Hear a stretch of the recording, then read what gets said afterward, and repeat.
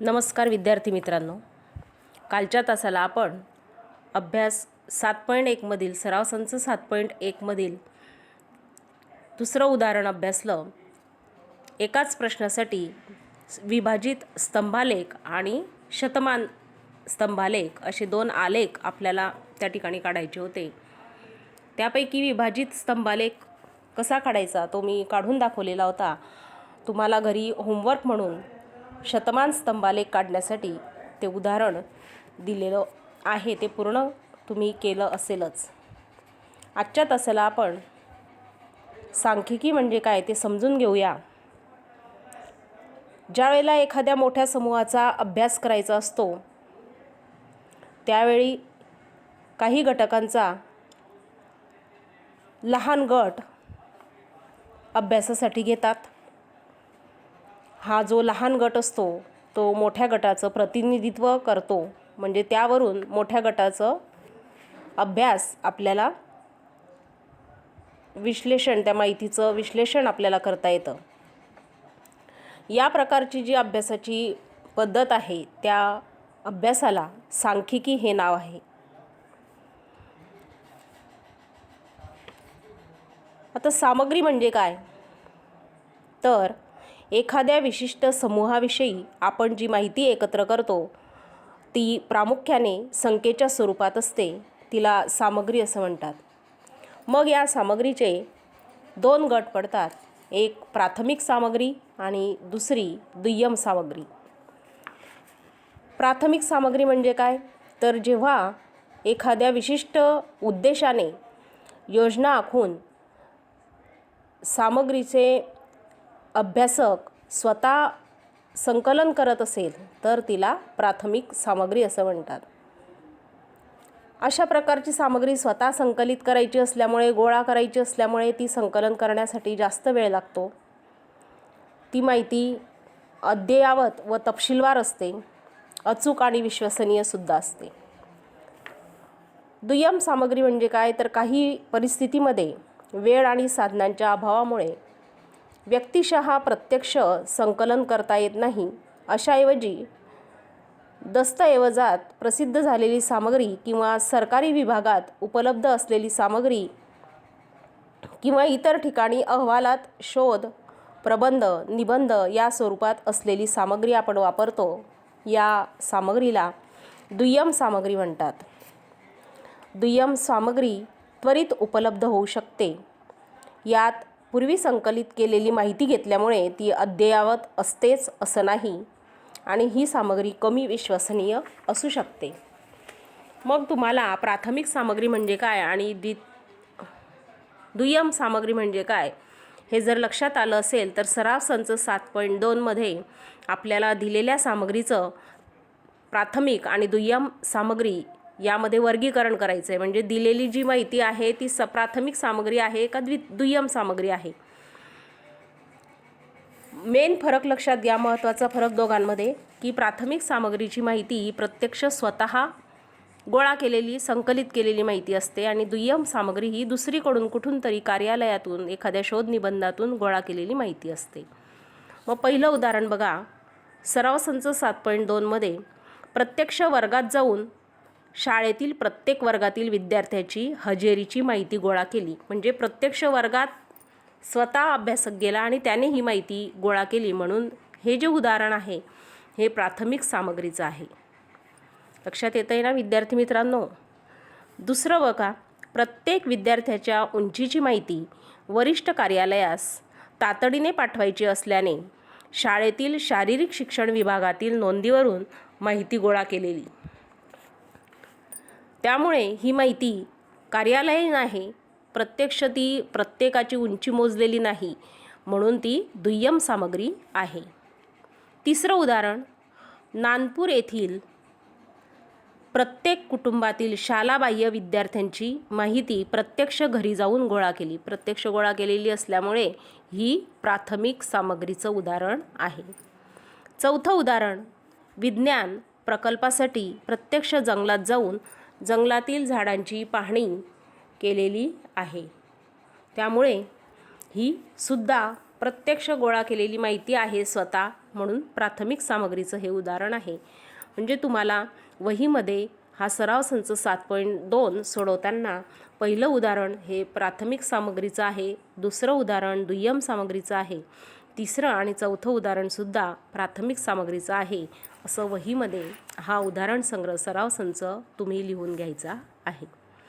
त्यानंतर जर एखादी सामग्री मोठ्या प्रमाणात गोळा केलेली संख्या असेल तर तिचं वर्गीकरण आपल्याला वर्गीकृत वारंवारता वितरण सारणी या पद्धतीने करता येतं. आपण अनेक वेळा निरनिराळ्या कारणांसाठी माहिती गोळा करतो. या संख्यात्मक माहितीला कच्ची सामग्री असं म्हणतात आणि यातील प्रत्येक संख्येला प्राप्तांक असं म्हणतात. यापैकी वर्गीकृत वारंवारता सारणी केव्हा करायची आणि अवर्गीकृत वारंवारता सारणी केव्हा करायची हे प्रत्यक्ष माहिती ज्यावेळेला आपण संकलित करतो ती माहिती त्यावरून आपल्या असं लक्षात येईल की वितरण सारणी लांबलचक होत असल्यामुळे ती हाताळणं कठीण जातं अवर्गीकृत जर केली तर. त्यामुळे दिलेल्या प्राप्तांकांची संख्या जर जास्त असेल तर त्याचे योग्य गट पाडून ती माहिती संकलित करणं अधिक सोपं जातं. या पद्धतीला वर्गीकृत वारंवारता सारणी असं म्हणतात. आणि वर्गीकृत वारंवारता सारणीचे पुन्हा 2 गट पडतात. एक समावेशक पद्धत ज्याला खंडित वर्ग असं म्हणतात, दुसरी असमावेशक पद्धत ज्याला अखंडित वर्ग असं म्हणतात. सामग्रीचा विस्तार म्हणजे काय तर वर्गीकृत वारंवारता वितरण सारणीमध्ये जी सर्वात मोठी संख्या असेल आणि जी सर्वात लहान संख्या असेल यांची वजाबाकी केली की त्या वारंवारता सारणीचा विस्तार आपल्याला मिळतो. समजा तुमच्या वर्गातील विद्यार्थ्यांचे 50 विद्यार्थ्यांचे गणित विषयातील गुण 40 पैकी गुण आपण विचारात घेतले तर या गुणांमध्ये सर्वात कमी गुण आणि सर्वात जास्त गुण यांच्यातला जो फरक आहे त्याला म्हणतात त्या वारंवारता सारणीचा विस्तार. वर्ग म्हणजे काय तर सोयीस्कर असे गट आपण जर पाडले तेच उदाहरण आपण बघूया. 40 पैकी गुण जर 50 विद्यार्थ्यांचे आपण विचारात घेतले तर त्याचे गट आपण पाडले की 0 ते 10 गुण मिळवणारे विद्यार्थी किती, 11 ते 20 गुण मिळवणारे विद्यार्थी किती, या पद्धतीने गट पाडणे त्याला आपण वर्ग असं म्हणतो. गटांनाच वर्ग असं म्हणतात. मग या वर्गाची मर्यादा म्हणजे काय समजा पहिला जो गट आहे 0 ते 10 तर या गटाच्या 2 मर्यादा आहेत. खालची मर्यादा ही 0 आहे आणि वरची मर्यादा ही 10 आहे. मग 0 ते 10 गुण मिळवणारे वर्गामध्ये 50 पैकी समजा 4 विद्यार्थी असतील तर 4 ही त्या वर्गाची वारंवारता झाली. म्हणजे एखादी संख्या किती वेळा त्या गटामध्ये रिपीट झालेली आहे त्याला आपण त्या गटाची वारंवारता असं म्हणतात. वर्गांतर किंवा वर्ग अवकाश 0 ते 10 हा जो गट झाला या गटामध्ये जे अंतर आहे 10 गुणांचं त्याला आपण वर्गांतर असं संबोधतो. म्हणजे वरची मर्यादा वजा खालची मर्यादा यालाच त्या वर्गाचं वर्गांतर असं म्हणतात. मग या वर्गाचा वर्गमध्य कसा काढता येईल तर वरची मर्यादा अधिक खालची मर्यादा भागिले 2 केल्यानंतर त्या गटाचा वर्गमध्य आपल्याला मिळेल. गट लक्षात घ्या. उदाहरण तेच ठेवते मी. प्रत्येक वेळेला 0 ते 10 जर गट असेल तर 0 अधिक 10/2 म्हणजेच 10/2 म्हणजेच 5 एवढं त्या वर्गाचा वर्गमध्य झाला. असमावेशक पद्धत किंवा अखंडित वर्ग 0 ते 10 नंतर 11 ते 20 या वितरण सारणीला आपण म्हणतो समावेशक. मग यामध्ये आपल्याला 10.2 अशा नोंदीचं कुठेच आपल्याला ती घेता येत नाही. त्यामुळे हे वर्ग जर आपण असे घेतले की 0 ते 10 नंतर 10 ते 20, 20 ते 30 या पद्धतीने जर आपण वर्ग घेतले तर त्या पद्धतीला असमावेशक पद्धत असं म्हणतात. मग या प्राप्तांकामध्ये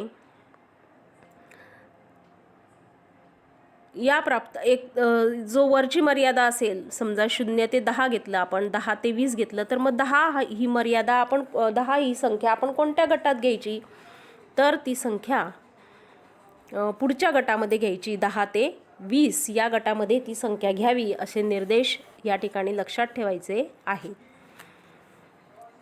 एखादे वर्ग जर असलग असतील तर ते आपल्याला सलग सुद्धा करता येतात.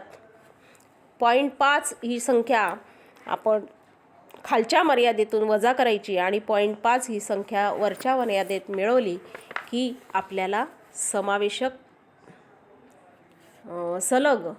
असलग वर्गांचं रूपांतर सलग वर्गांमध्ये करता येतं. वर्गाची निवड करताना नेहमी वर्गांतर किती, त्या गटामध्ये किती संख्या आहेत, ते वर्ग एकमेकांशी न छेदणारे असले पाहिजेत. सर्व प्राप्तांक त्यामध्ये इन्क्लूड झाले पाहिजे, आले पाहिजेत. वर्ग अवकाश हा सारखा असला पाहिजे आणि वर्गाची संख्या ही खूप जास्तही नको आणि खूप कमीसुद्धा नको. आणि वर्ग मर्यादा या संख्या अपूर्णांकी किंवा साध्या अपूर्णांकी असल्या पाहिजे. वर्ग सीमा ज्या आहेत, बाउंड्रीज आपण ज्याला म्हणतो, या समावेशक पद्धतीतील वर्ग सलग वर्गात रूपांतरित करताना एका वर्गाची वरची मर्यादा आणि त्या पाठोपाठ येणाऱ्या वर्गाची खालची मर्यादा यांच्या मध्यावर येणारी जी संख्या असते ती त्या वर्गाची खरी वरची मर्यादा किंवा खरी वरची सीमा आहे असं आपण म्हणतो. आपण पुढच्या तासाला सराव संच 7.3 ज्यावेळेला सोडवू त्यावेळेला या सर्व गोष्टी तुमच्या लक्षात येणार आहेत.